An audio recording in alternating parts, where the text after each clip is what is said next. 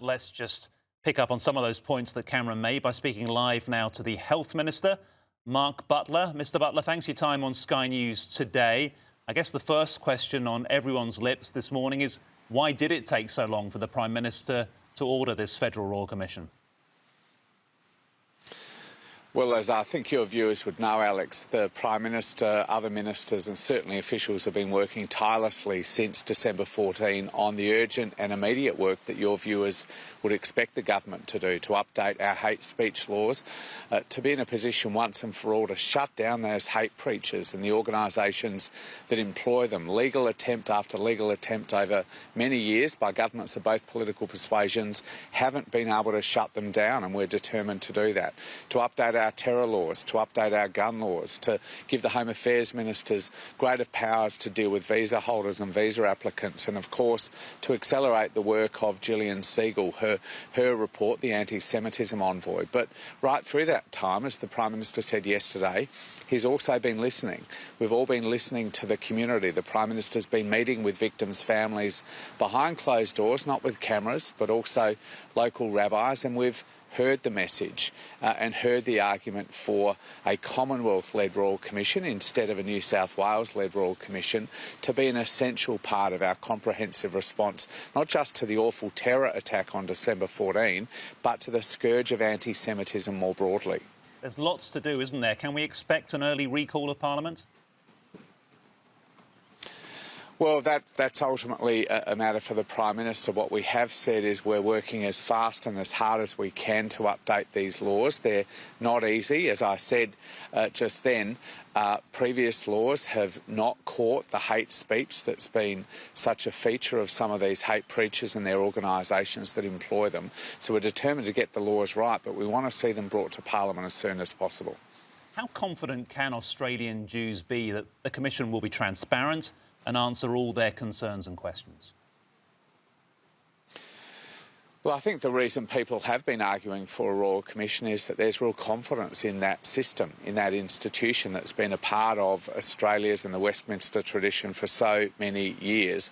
There's also real confidence in Virginia Bell, one of the country's most eminent jurists. She has strong criminal law background to make sure that we don't jeopardise or prejudice the prosecution of the remaining terrorist or alleged terrorist. But she also is one of the most eminent legal jurists as a former member of the High Court. So I think you can't have more confidence than in this Royal Commission led by this person, with the terms of reference that were the subject of consultation with leaders from the Jewish community. If you have a look at them, they're comprehensive.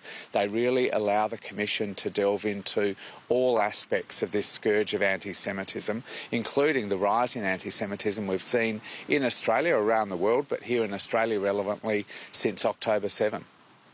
Listen, we've spoken previously about the rising global tensions, and we've heard a lot from different members of the government about that delicate balancing act with China, for example, about maintaining good trade relations while concerns about their escalating military activity in the region. With that in mind, how concerning is it to see the actions by the US in Venezuela, their open ambitions about Greenland? And, of course, the Venezuela action particularly will restrict the oil supply to China. Are you concerned that any reaction from the Chinese could lead to problems within this region? Well, we're monitoring the situation in Venezuela very closely, as other ministers and I think the Prime Minister have said. Your viewers would expect us to do that.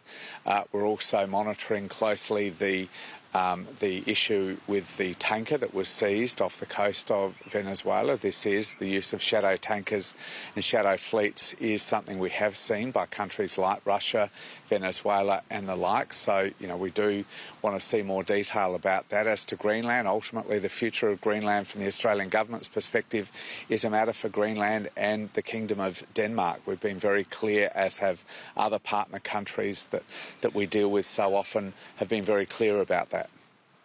What do you make of the recent change in the way the Donald Trump administration appears to go about its business? They're calling it peace by force, but others are saying it's about oil and about rare earth minerals. What do you feel the motivations are?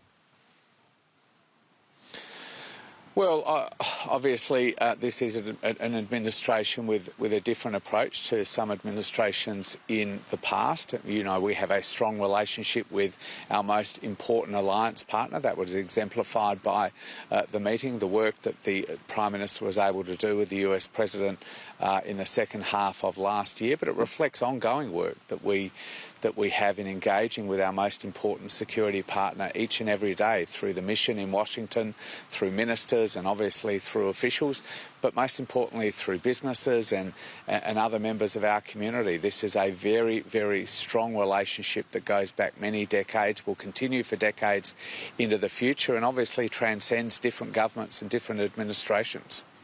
It's been pretty hot in Adelaide, hasn't it? How worried are you as the Health Minister about this extreme heat that many parts of Australia are facing?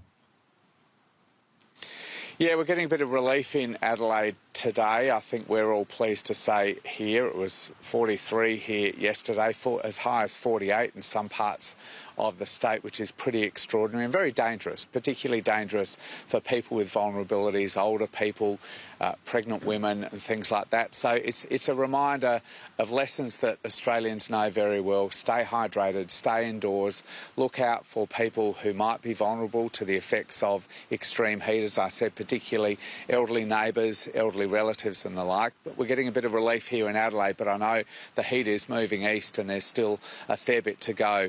It brings obviously with it real fire risk, and so, you know, we're all thinking of the extraordinary volunteers who work in our country fire authorities and services. They're watching very closely fire risk that's already emerging in parts of Australia. So we've got a bit of a way to go yet, even though we're getting some relief in Adelaide. Good stuff. Mark Butler, appreciate your time here on Sky News. Thank you. That's the Health Minister, Mark Butler, speaking to us.